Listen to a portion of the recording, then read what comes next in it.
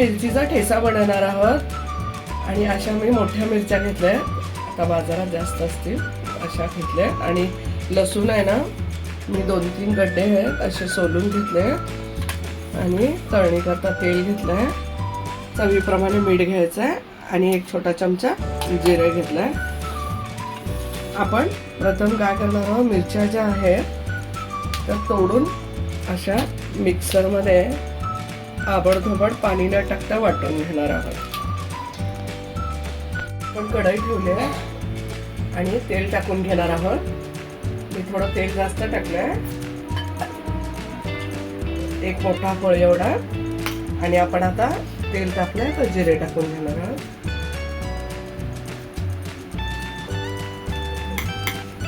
या मिरच्या सोबत मी सर्व लसूण सुद्धा वाटून घेतलेला आहे.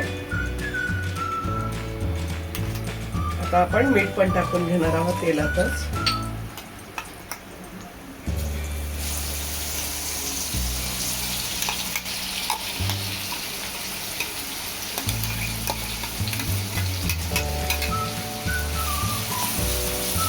मिरची आणि लसूण पाणी न टाकता वाटलंय आबडधोबड.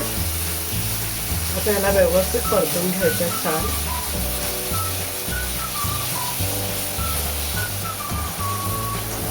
आपण याला 2-3 मिनिटे चांगलं परतून घेऊया.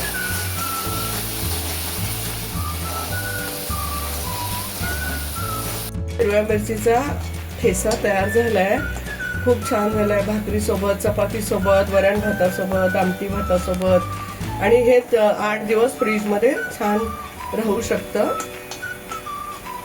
असंच करून पहा. आपण आता हा ठेचा सर्व करून घेणार आहोत.